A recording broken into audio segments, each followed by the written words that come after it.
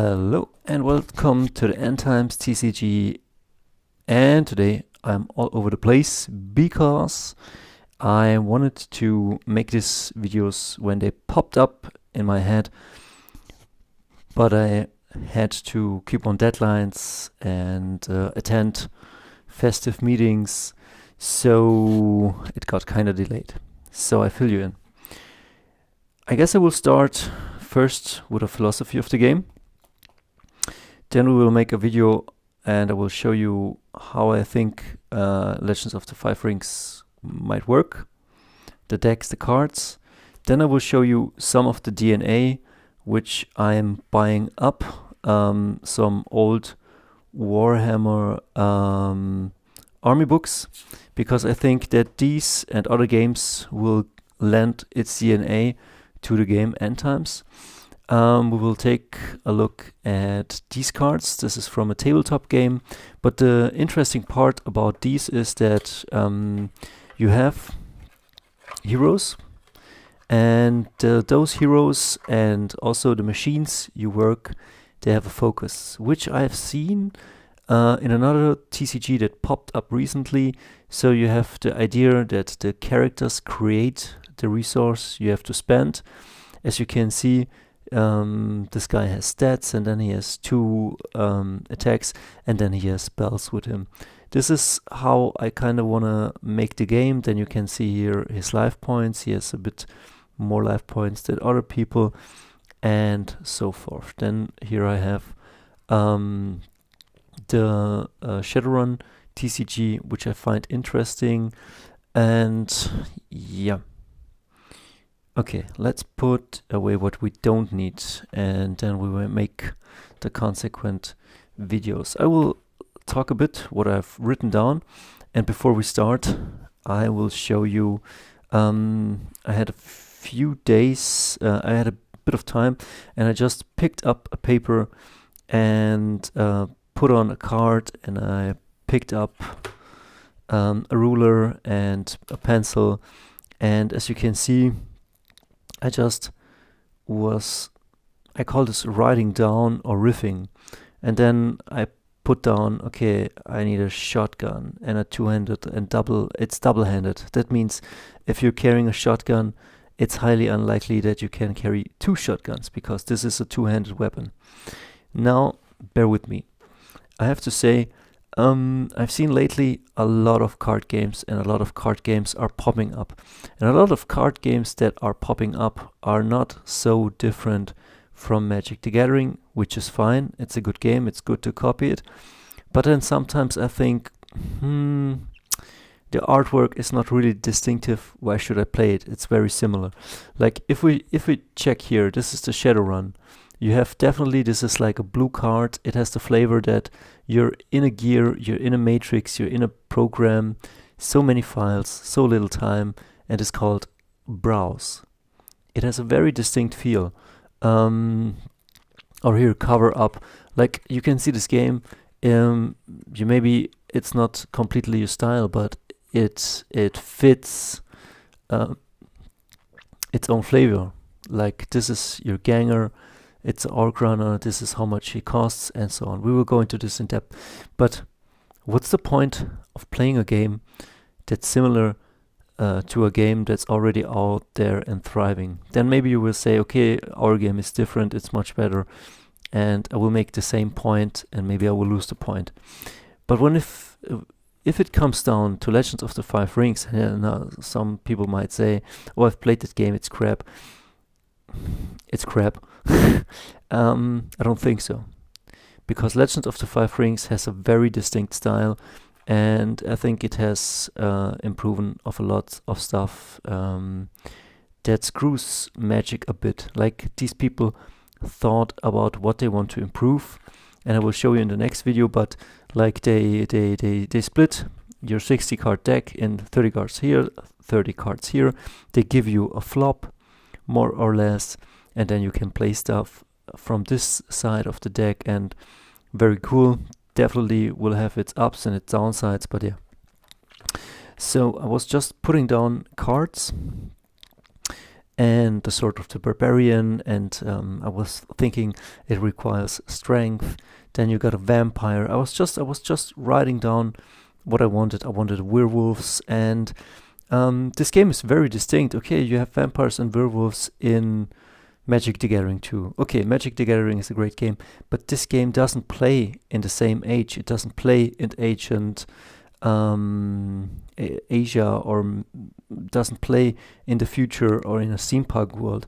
This plays in our 90s, which is definitely a niche, but if you're my age and you like some old John Carpenter movies and Hellboy and some witches and werewolves and high schools and shotguns, and if you like Mutant Turtle Ninjas, I cannot use this, you know that, but just a flavor that maybe there is some evil corporation that is experimenting and something oozes through and animals become sentient, and it will fit the theme, because Endtimes, it's all about we destroying this planet and everybody taking his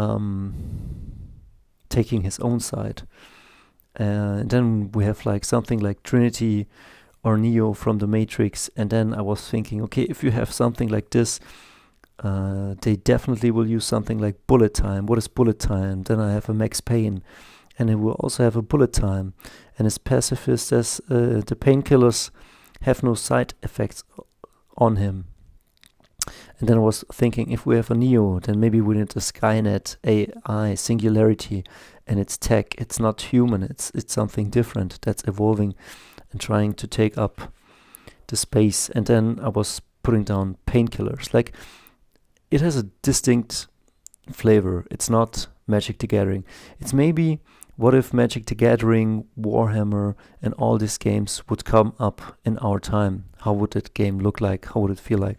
And you can take the painkillers, but they have side effects, and maybe you get addicted, and maybe this will crash your dexterity and intelligence, the stats which let you cast something. So maybe they have a huge upside, but then also a downside. And I like this. Then you will have maybe a Casio F91 like I'm wearing right now. And then I think, okay, what could you do with a watch like this? And maybe you could use it for time travel. Maybe you could use it for timekeeping. Maybe some card says be on time, or you need to synchronize your team members, or maybe you can manufacture a bomb with it. So you see, we're going different places. We're not going to please everybody. This is, yeah. And then maybe if we got like something from the Matrix, we need some guns, lots of guns. How expensive is it? And then it lets you browse your deck for some shotguns. I will, and then also, does the shotgun require ammunition? And I wouldn't say that you should reload like every time. It just, maybe the shotgun comes with some shells, but then maybe you need a ammo belt, like in Diablo, where you got like the quiver and then that's it. And I don't want to make it too hard to play. And then this is like where we're going. We have like the Stallone from the Copland, and we will come here in a second and talk about what's this game about. But as you can see, like, I like this very much. This is human, very, very normal people coming together to fight evil, or maybe the evil that's lurking underneath something. And he's a human sheriff, and he's tough. He might not be the best. Maybe he has high strength, low dexterity, medium intelligence, but he is tough. Like, maybe he gets a beating, but he gets up again, and he gets you going. And maybe he's an ally, or maybe he's your hero. We will see about that. And then human wrestlers, immune to side effects of the painkillers because they're so used to it. But maybe I can play with something like that. And then here I have something like Alice in Chains. I was thinking about the Bard class, about grunge, about honor, about the werewolf I have here, because I'm thinking like, if I can, I should include something from the past. It's not stealing, it's more referencing or riffing or bringing back the good old, then maybe we have some resources like blood, gold, money, grunge, honor, Wall Street. And let's get into this now, where I left you off. Like I'm kind of getting a hang of where we're going. This was like my page of the things I love, like Warhammer 40k. What do we have here?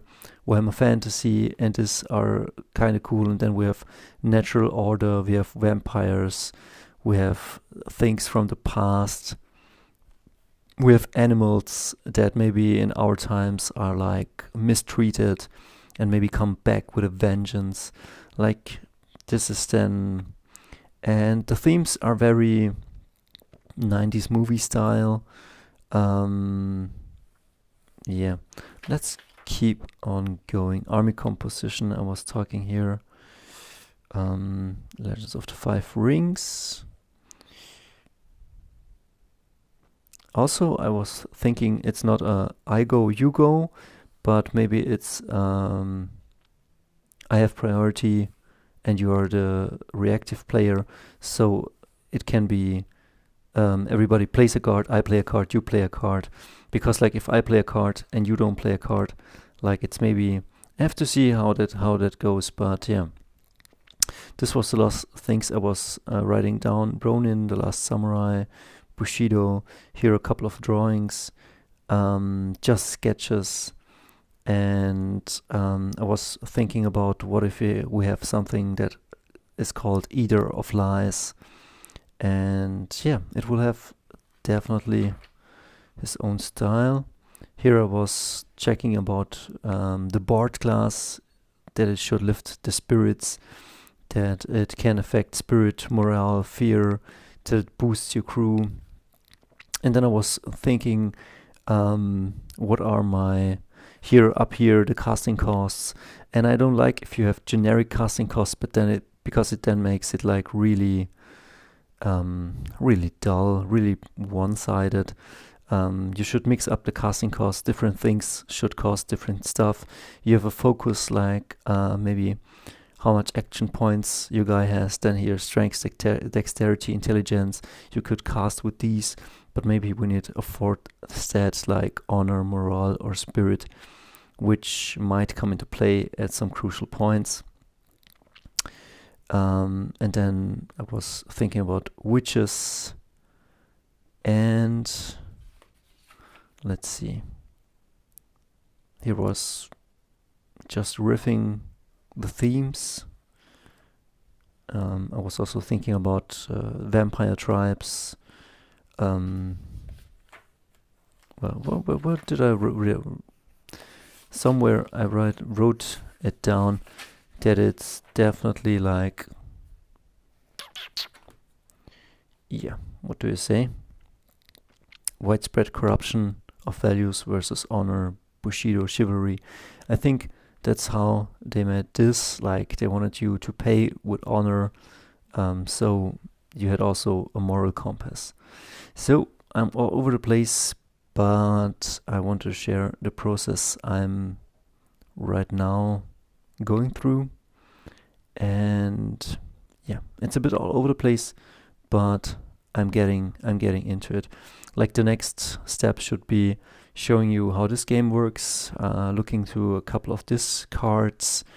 This will come in later, and then I think my research is done. It took me a year on the side, but what's next is will be like drawing these cards, scanning these cards, making this, and then just releasing some, how do you say, starter decks, and then maybe you and I can play with proxies, with printed out proxies, and see how the game works, how the mechanics work, and if this could be a fun game, and then keep going from there. See ya.